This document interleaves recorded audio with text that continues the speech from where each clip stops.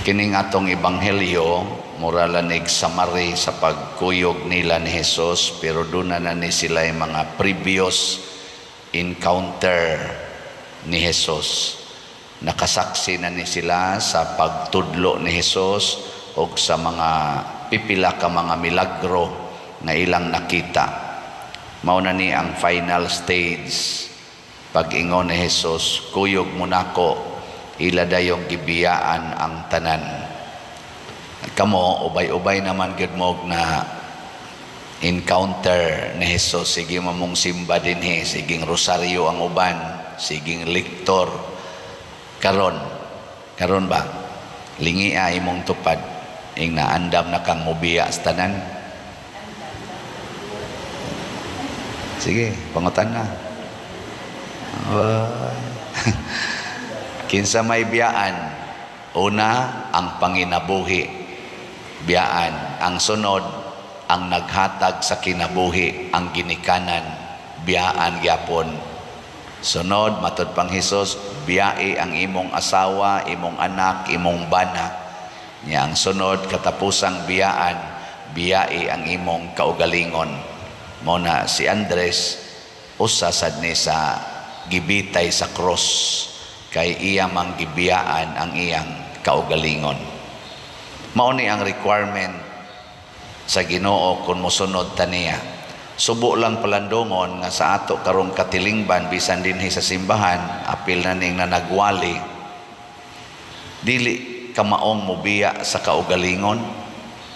Musunod tas Ginoo, musimba tas Ginoo para lang makadawat ta og mga grasya, dili aron mo sangyaw sa grasya. Ang ato siging dawat og grasya, puno na kaitas grasya, pero sige lang yapong pangayo, di gyud kapanghatag og grasya. Pasabot, dili ta magsigig pangayo, magsigig tag panghatag. Mao na ang mga apostoles pagkadawat nila sa mga grasya gikas Ginoo, makita og dili makita, ila dayon ang gipaambit ngadtos uban. Ug unsa may pinakadako nga grasya nga ilang nadawat, mao ang change of heart, ang pagkausab sa ilang kasing-kasing. Lingi ay mong tupad na nausab na imong kasing-kasing. Pangutan na ba? Na nausab na. Unsa may unang kasagaran nga angay natong usbon nga mao say giusab sa mga apostoles? Ang una kana gyong pagdumot sa kaaway. Ang nausab sa ilang kasing-kasing pagtudlo ni Hesus, higugma inyong kaaway, mauna na ilang gisangyaw, maghigugmaay ta bisan pa sa atong mga kaaway.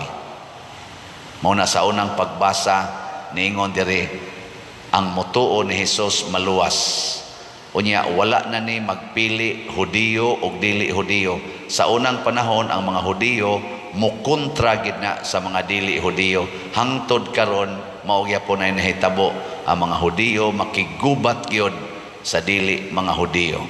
Mao nang sige sila gubat hangtod karon, kinaiya ginas mga Hudiyo. Nya kani si San Andres, si Hesus Hudiyo man ni sila, Jew man ni sila. So ang ilang kinaiya makigkontra gyud sa laing mga nasod. Kutob sa nasod nga dili mo uyo nila, ila ginang kontrahon kay maunay nature nila. Pero pag abot ni Hesus, iyang giusab, ingon siya, higugmaan na inyong kaaway. Sige, katulong lingi sa imong tupad ing na pilaroy kaaway nimo. Basin kamong mga asawa, ang inyong kaaway, ang inyong rasang bana, higugmaan na. Kamong mga bana, basig ang inyong kaaway, ang inyong rasang asawa, higugmaan na. Ayaw na pagsigyaw-yaw, ayaw na pagsigkusmod. Kamong mga ginikanan, basin ang inyong number 1 nga kaaway, ang inyong rasang mga anak, sigihan ninyo giyaw-yaw, mao palang gani pagmata, gayaw-yaw na mo. Hunungan na. change of heart. Basin sad kamong mga anak, ang inyo sang kaaway, ang inyo rasang ginikanan, maunang kusbod kay mong naong, basta mauli ng inyong ginikanan, bisan pa inyong ginikanan, gikan sa simbahan, kusmod lang yapon mong naong. Nya, inyo na ganing barkada, mauna gani mo tawag, mauna gani mo communicate, alas, smiling kay mo tanan, pero igabot na sa ginikanan, kusmod na sang naong. Ana, mga buangon mo, mga anak. Hala, change of heart, higugmaan na. Basig ang kaaway sa pare, ang parisyon ni Rasan.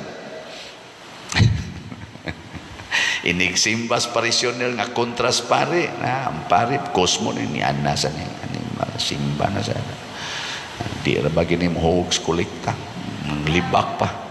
Ana, hunongo na nato, maghigugmaay na ta. Basin sad kamo ang inyo sang kaaway, ang pare Rasan, ni dool gawas pare maom sa ninimisa ni pariaw yun. Ang uban gani mulakaw yun, mulakaw ipakita gis pare nga bulakaw yun mo gawas way mga batasan ato na nang hunungon maghigugmaay na ta, di ba?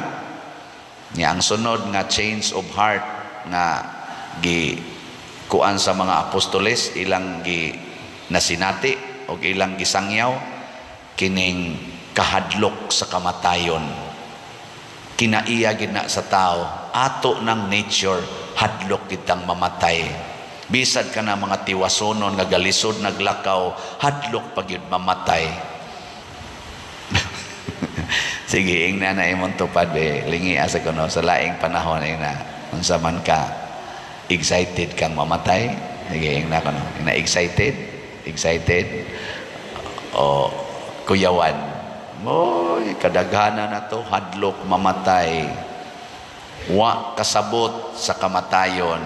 Muna ang mga apostoles, ilang gipakita nga ang kamatayon di ay dili angay kahadlukan. Kay ilang gitanaw si Kristo nga 33 lang ang edad, tulo lang katuig, mga tulo katuig ang iyang pagsangyaw, gipatay na. Ako, 19 na ko katuig, isip pare, wap mapatay. Nakakolekta pa yun. Na maganiroy uban taon nga 50 na katuig asangyaw, di lang yapon gustong mamatay, hadlok lang yapon. Si Kristo tulo ra katuig asangyaw, gipatay na. Nahadlok ba? Wa. Ang katapusan nga testimonya ni Kristo nga di siya mahadlok mamatay, katong gapadong na sila sa Jerusalem, kuyog si San Pedro, si Andres, o mga apostles, o uban pang mga tao. Pag-ingon yung Kristo, karon mo abota sa Jerusalem, ila kong itugyan sa mga punuan, sa mga Hudiyo, o pangulong mga pare, o ila kong ilansang sa cross. Si San Pedro, igsuo ni Andres, na maoy gitugyanan ni Kristo pagka unang Santo Papa, o pangulos, mga apostoles, niingon siya ni Jesus, iyang giguroy si Jesus nga tos daplin, ingon siya, Ginoo, dili ko gustong mahitabo na nimo, ipaiway unta sa Ginoo kanimo ang maong kamatayon. Unsa may giingon ni Kristo ni Peter, aron lang gyud ma-change ang iyang heart, ingon siya, pahawa Satanas, ang imong hunahuna sa tao, dili sa Dios, babag ka sa akong dalan. So kanang mahadlok mamatay, nasabtan as mga apostoles, mauna di ay na ang Satanas. So kitang mahadlok mamatay, mga Satanas. Nge, katapusang lingi si mong tupad, ing na gusto kang mahimong Satanas. Sige. Why gusto nato? Kinsagot ay gusto tumahimong Satanas, pero ang kahadlok sa kamatayon, kung di na nato wag tangon, mahimo gitang Satanas. Declare na ni Kristo, ngadto pagyod ni San Pedro or Simon Pedro pa to ang iyang tawag sa una. Muna isangyaw tani, ayaw mo kahadlok anang kamatayon. Ngano man, kung buhi ta, matud pang San Pablo, iya ta ni Kristo.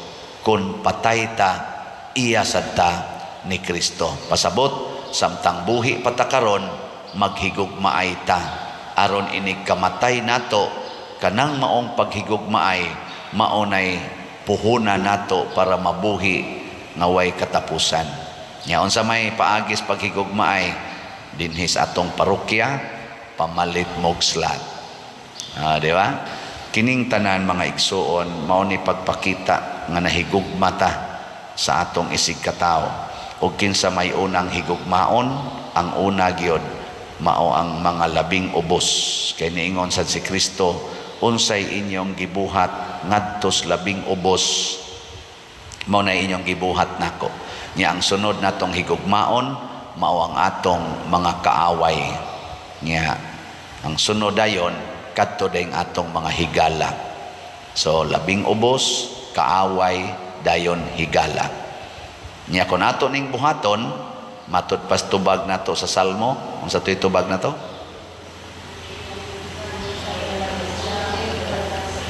Ang nakatubag pwede na mo mga matay, no? Kay nakatimaan gyud mo. Niingon ang ilang mensahe migula latas sa tibuok kalibutan.